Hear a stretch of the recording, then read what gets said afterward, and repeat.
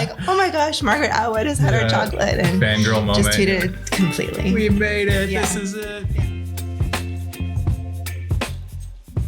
Hello, everyone, and welcome to Why Bother, the podcast where we explore why creative makers bother doing things the hard way. I'm your host, Gareth Davies from Maker House. With our guest, we're honored today to have Erica Gilmore from Hummingbird Chocolate.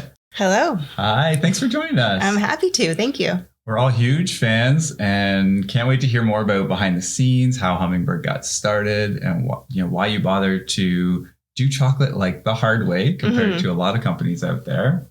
We're going to start off with some fun, though, some rapid fire, something we like to call bother or not bother. Okay, so you have two answers. Okay. And I'm just going to ask you questions, and those are your options. All right. All right, here we go. Coffee. Bother, always. Too much. Yeah, nice. Hey, business people got to keep going and grinding. Okay, and we're going to talk about food flavors because you're in the food industry.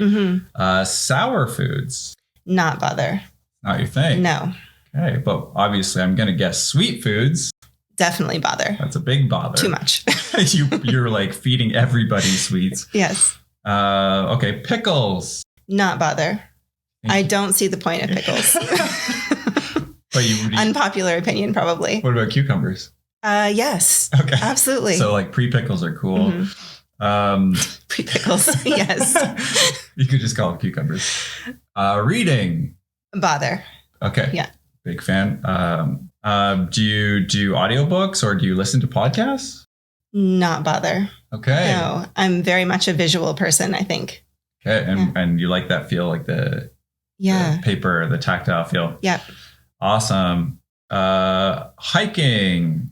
Bother as much as possible. You like to get out and get in the woods, clear air. The brain. Yeah. Yeah. Awesome. Yeah. And you live in Almonte, right? That's where Hummingbird is based. Yes. Some good trails over there. So many amazing places to go. And within a 5-minute drive, we can be in a place that feels pretty wild. So yeah, we're really lucky there. Yeah. It's a beautiful town too. It is.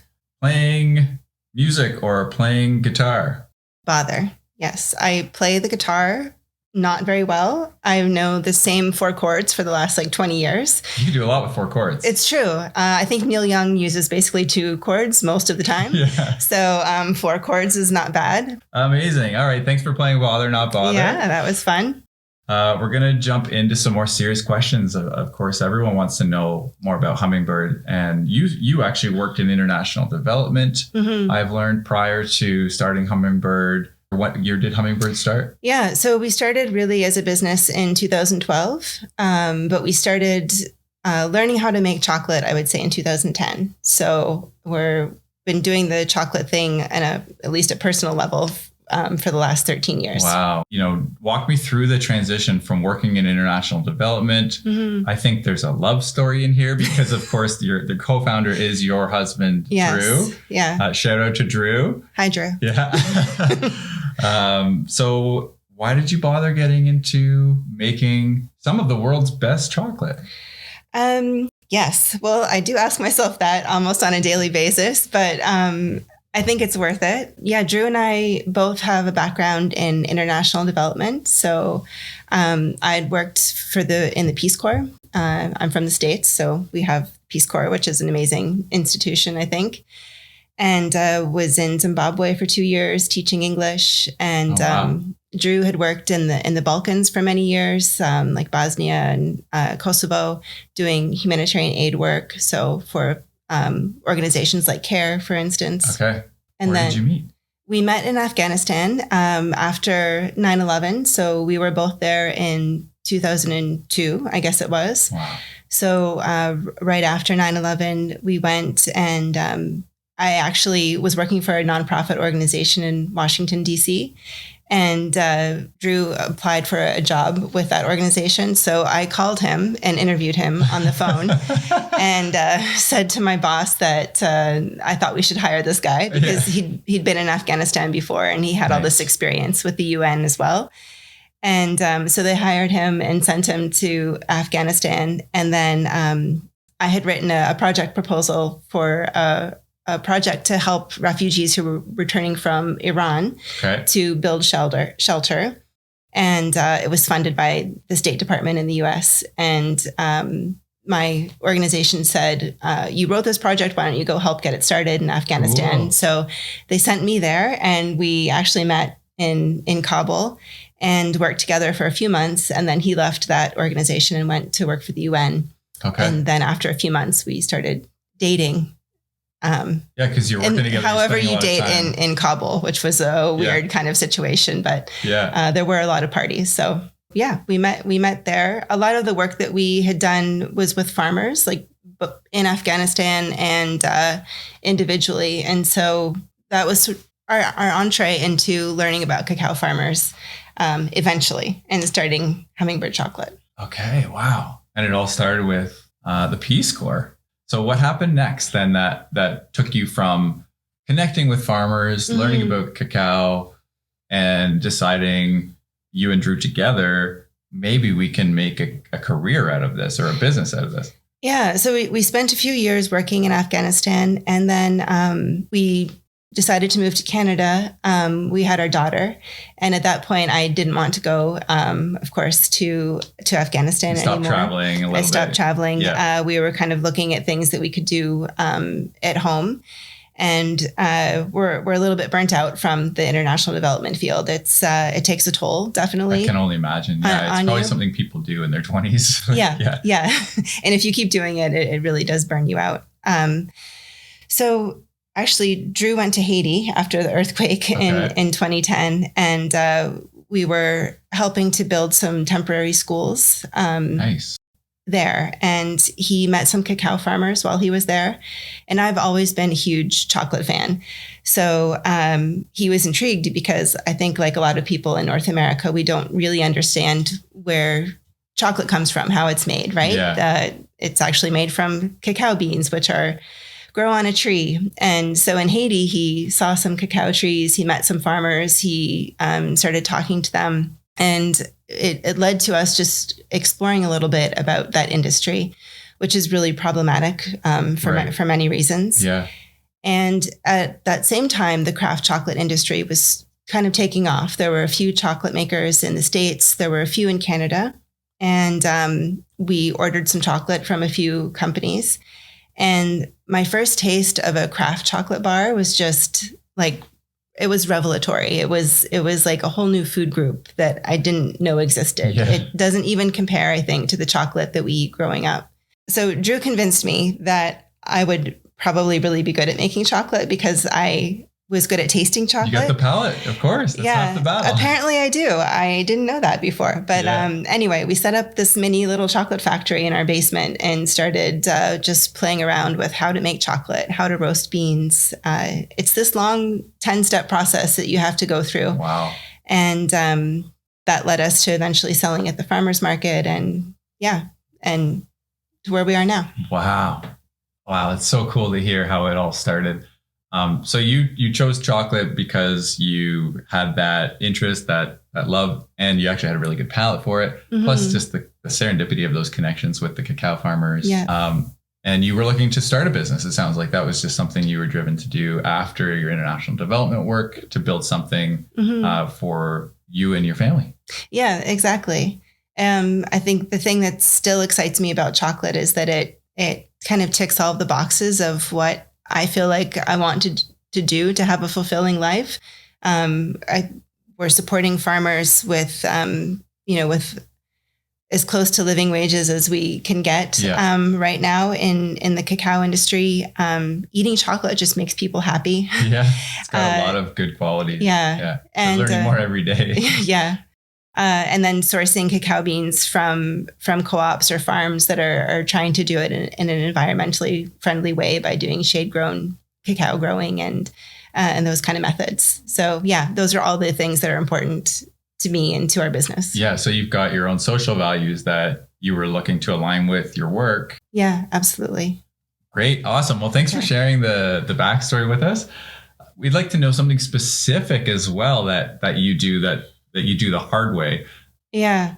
Well, I think our whole business is based on doing things the hard way. We're one of a few bean to bar chocolate makers in Canada. And I think this is something that a lot of people don't understand in the chocolate world, is that we make our chocolate from scratch, starting with the cacao beans. And there is about a 10-step process to do that. It takes a month really to make our chocolate. And that's very different from the industrial process of making chocolate, which you can do in, a few hours. Because you start with already processed cacao. Right. Well, I mean, most of the chocolate that's out there on the shelves is made by just a few international companies, right? And then people are buying that bulk chocolate and melting it into bars or confections, but they're not making their own chocolate. Gotcha. And so we start from scratch as chocolate makers versus being chocolatiers. And that's how you win international awards. You know, within a few years out of your basement, you had produced a phenomenal product that was, acclaimed across the world, winning gold and silver medals at different competitions. So, I mean, that must have felt amazing.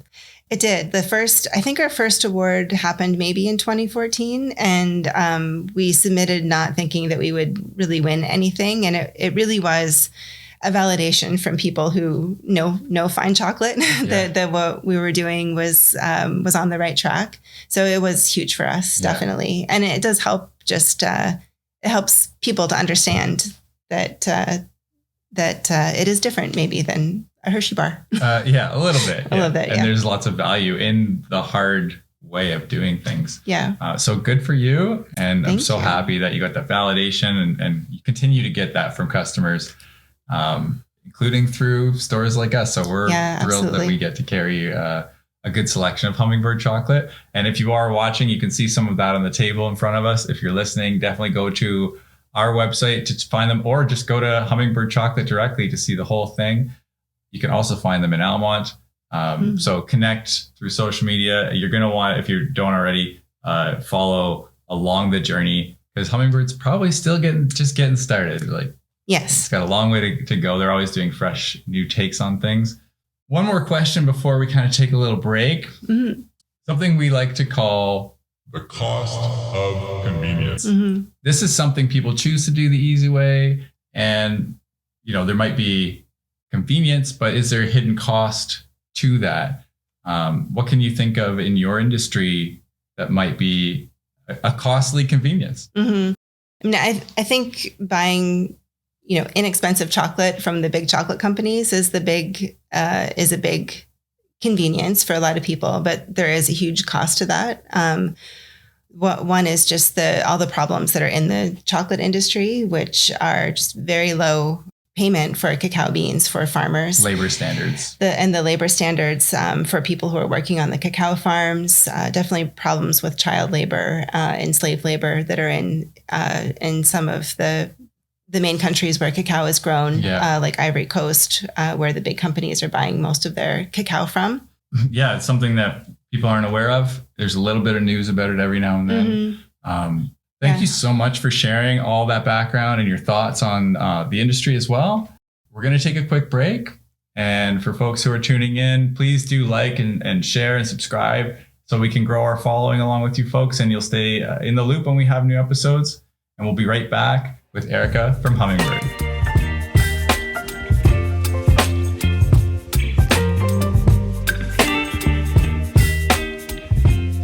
Hi, everybody. Welcome back to Why Bother, the podcast where we explore why creative makers bother doing things the hard way. I'm here with Erica Gilmore from Hummingbird Chocolate today. Thanks again for joining us. And we're going to get into some fun facts to stir up the conversation here. So in my research as a podcast host, it's a very important part of my job to do a little Googling. A cacao tree can live for up to 200 years. I've learned, and it may only produce beans for around 25 of those years. Now, each cacao pod will produce around 50 to 70 beans. And I think of this like a bean in the garden, but it must be big because it's got a lot of quote unquote beans in it. Can you unpack that for us a little bit? Sure. Do I have my facts straight? Yeah, I think mostly. So cacao trees, 200 years probably sounds right. I imagine most of them don't live that long, but and I'm guessing they can produce for longer if they're properly taken care of, but I don't know that for sure. I think people should Google what a cacao tree looks like if they haven't seen one, because they're very cool looking. They look like a Dr. Seuss kind of tree, I think. Oh, nice. The pods just grow outside, like off of the trunk. It looks really weird when you first see one. Yeah. But the pod is the fruit of the cacao tree. So they can be quite large, like the size of a football. Wow. And inside are, about 50 to 70 beans, which are really the seed of the fruit. And they look like beans, which I guess is why they're called beans. Okay. And they're covered in this like white pulp. And so if anyone ever has the opportunity, you should definitely taste the pulp. It's like sweet and tangy. Oh, cool. And you just suck the pulp off of the bean. You definitely don't want to eat it at that point because it's kind of bitter. The bean itself. Don't eat the bean, just eat the pulp. But about one pod has, as you said, 50 to 70 beans, which is about how many beans it takes to make our 70% chocolate bars. Oh, wow. 60 gram bar. So one pod per bar. So like some of the bars we have in front of us, or folks can find, if you're listening, you can find them online. We put the links down below. So like the Fleur de Sel, that's the most popular bar that we carry. So that would be about one pod worth of beans. Exactly. Yeah. Which go through your 10-step process, obviously. Yeah. And even like before they come to us, they're fermented at the farm and then they're dried in the sun at the farm. So fermented 5 to 7 days, dried in the sun for 5 to 7 days, then packed in big jute bags and then sent up to us in Canada. Wow. Yeah. Tell me about environmental values. And we talked about some of the labor issues in the chocolate industry. What are some of the environmental issues? You mentioned shade-grown chocolate or cacao. And then another thing we hear about is heavy metals sometimes in chocolate. What should people know about or consider when they're thinking about those things? Yeah, I think one of the things that makes us and other chocolate makers in the craft industry different is that we are sourcing cacao beans from areas that are shade grown and tend to be long-standing family farms that are intercropped with other trees like banana trees and so it's really an agroforestry system that supports wildlife. Like our Zorzal chocolate is made from cacao beans that come from a bird sanctuary. Wow. And it was created to protect a bird called the Bicknell's thrush, which does come to our area in Canada in the summer. And then it winters in the Dominican Republic. And there was a group that discovered that its wintering habitat was being cut down for cattle farming, which is a big reason that a lot of cacao farms and forests are cut down. Is for cattle grazing, especially in places like Brazil. Okay. But anyway, they've saved over 1,000 acres and 70% of that is wild. We were just there in March and got to go visit. And then the rest of it is growing cacao and other fruit trees.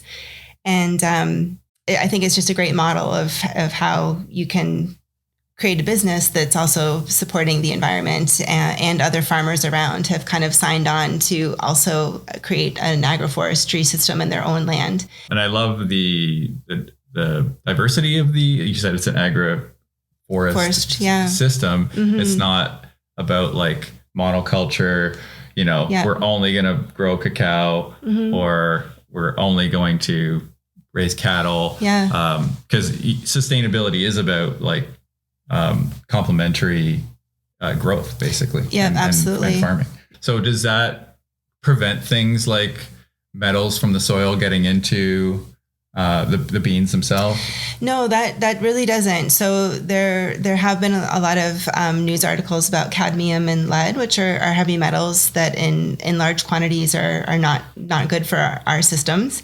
And that's really just, they occur naturally in the soil in some places. Okay. We've tested all of our beans and they're all very low for cadmium and lead. And I think it's definitely something that some groups of people need to be concerned about. I know it can be a big issue for pregnant women and for some people with other health issues. But so far, the Health Canada has not raised any concerns about the levels in chocolate. But in the meantime, we have kind of let people know who've reached out to us what our levels are for our beans. That's great. You did the work to answer those questions, which is really important.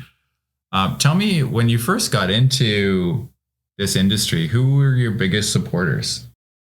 Yeah. So, Drew and I had a completely different careers before this. Yeah.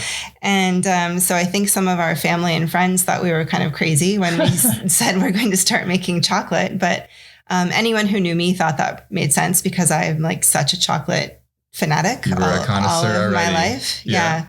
So I'm going to say that my grandpa and my mom were my biggest supporters in the early days because they were the ones that like were constantly had chocolate around and letting me eat it. Oh, yeah. But our family was really supportive to the point of really even investing in our business in the early days and helping us take off. So that we couldn't have done it really without a lot of them. Yeah, that's so great to get like not just moral support, but they're actually giving you some financial support and investment. And I'm sure it paid off for them as well to be part of a growing company. So good on you, family. You made the right call. Thanks, family. That's what family's for. Yeah. Why did you name it Hummingbird? So we love birds. I really love birds. And I grew up on a farm in Pennsylvania, and my mom would had bird feeders out on the porch, and there would be like 30 or 40 hummingbirds kind of buzzing around you. I don't know. We wanted something on the label that was an image that would kind of attract people. And so a hummingbird made sense. And then we realized that there are hummingbirds that migrate between Canada and Latin America, which is where all of our beans came from initially and still right now. So we liked that kind of connection of the migratory bird coming back and forth. It really fits with your whole story. Everybody's going to want to know, we ask a lot of our guests, what's a big business disaster or crisis that you might have experienced? You know, you've been around for 13 years and it's not all good days. Well, anyone in the chocolate world would know that equipment disasters are like common. So we have a lot of those, unfortunately. Just chocolate seizing. So we have these big grinders and they run for 3 days and 3 nights constantly. And that's what actually refines the chocolate and makes it smooth. If one of those breaks over the nighttime when we're not there, we've had, spills, or we've had just the power go out, and then we have 10 of those running, and then they turn off. And even when the power comes back on, they don't turn back on. And so you've got just like this solid 60 kg of chocolate in something. Mid-process, so that's happened a few times. The other big one is in our early days, we had just ordered a big shipment of cacao beans, and they were being stored in a New Jersey warehouse. And then a hurricane hit later that day. I cannot remember the name of that one, but it flooded like a lot of New Jersey, and including the warehouse where our cacao beans were. And we were almost out of beans, and it was right before Christmas. So it was a really, really bad timing for us. Oh, that's panic. Yeah. Yes. So like, what do you do when something like that happens? Well, it was a lesson in always having way more cacao beans and ingredients on hand than you think you need, because you never know when something like that's going to happen. We were able to get some from the West Coast, thankfully, and that kind of held us over through the season. But there was a few days of kind of panic and angst. Yeah. Yeah. No, that makes total sense. Yeah. All right. Now, on the flip side, do you have any tips for people who might be just starting out or thinking about starting a crafty business like this? Yeah. I think that one of the things that I'm glad that we did was to grow pretty slowly. I think chocolate making is pretty complicated. If a lot of people knew how hard it was, who've gotten into it, they might not have started it if they'd really done their research from some of the people I've talked to. And so sometimes I think, I wish we'd just jumped to having this larger equipment earlier. Yeah. But then I realized that all of the sort of testing on smaller pieces of equipment and taking our time to really learn our craft were really important to us being able to make something that's, I think, really delicious. And if we hadn't taken that time and really done that experimentation, we wouldn't be where we are, because the basis of our business is that we have something that tastes amazing And if we don't have that, we don't have anything. So I think making sure that is solid before growing is a really important lesson that I'm glad that we kind of lucked into. The other thing is to find other people that know parts of your business that you don't know better than you. I said that in a really weird way. No, that makes perfect sense. Recognize where your weaknesses are and find people that can help you. Thanks for sharing your tips. Sure. And hopefully it's helpful to some of the people who might be watching or listening. We are going to take a quick break now. And we're going to come back for our third and final segment where we'll get to sample some food products from the store, dive in a little bit more on some questions. So thanks for watching or listening. Please be sure to like, share, and subscribe if you can. And we will be right back.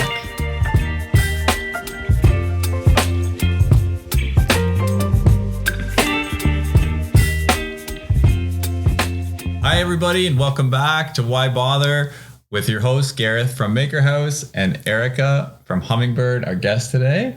Hello. Hi. We're going to do some fun food sampling now. So for folks who are listening, we will do our best to describe the flavor. For folks who are watching, you get to see it.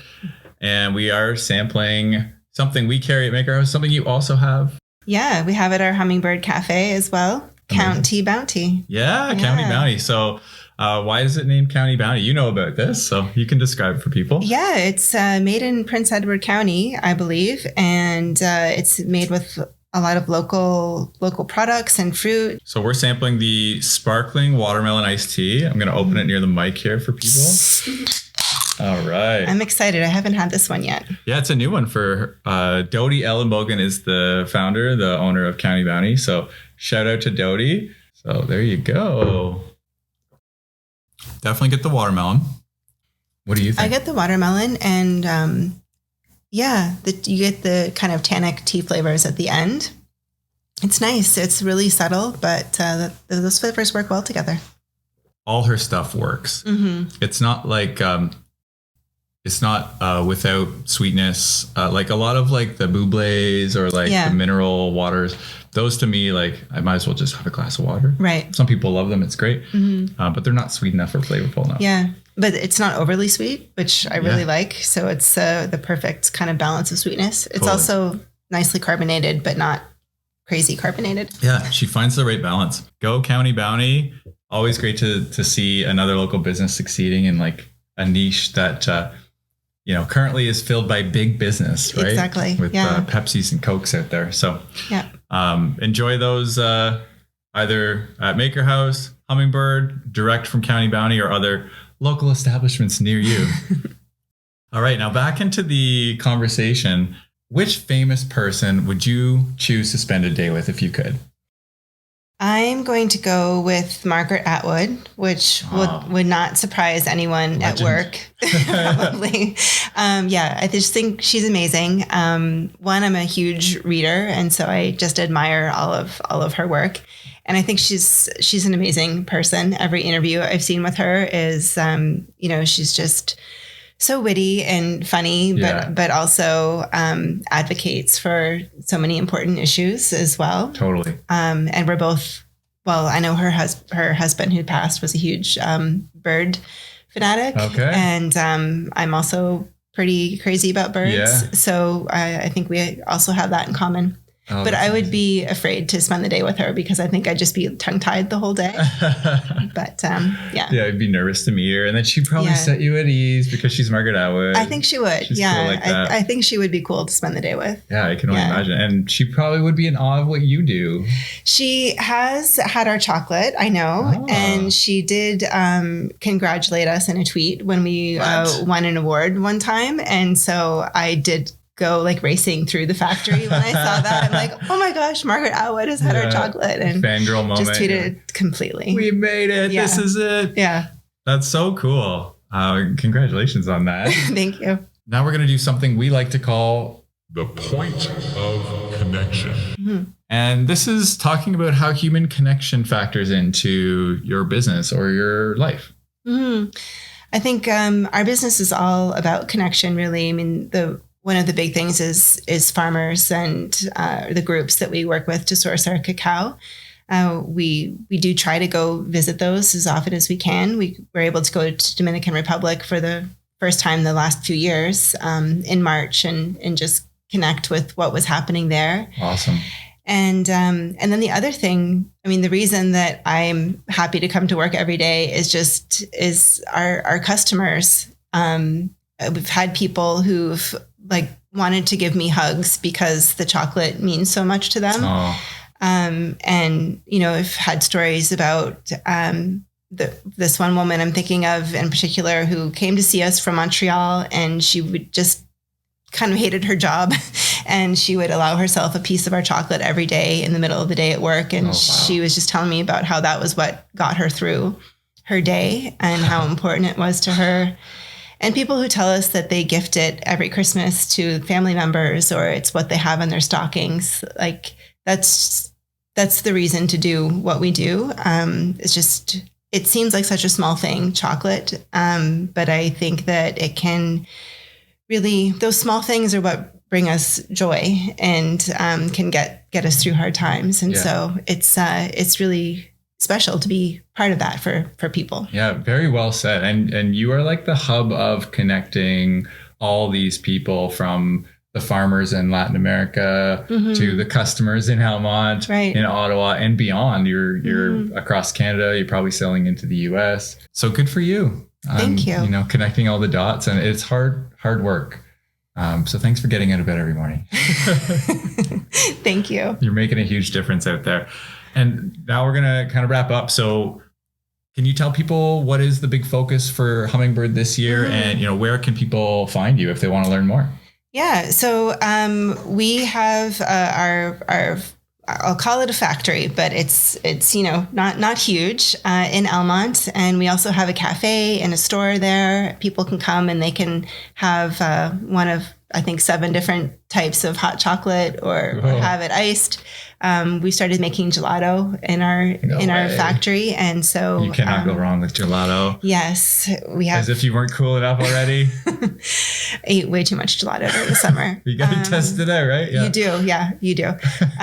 So yeah, I hope people will come visit us in Almonte. You can kind of see all of the production happening through windows. We wanted to make it a place where people can come and learn about how chocolate is made and be really transparent about what we're doing back there. So you can watch our chocolate makers who sometimes don't enjoy that too much, but they'll usually wave. Yeah. And if you're not in the area, you can find us online and in over 200 stores, I guess, around Canada right now. That's so cool. All right. So we'll make sure to put links down below for people who want to find you online. And a huge thank you to our guest, Erica. And thank you, Drew, as well at Hummingbird for lending you for the day, because I'm sure there's lots to do over there. And nothing's happening. Yeah. It's only, 20 some staff producing some amazing products.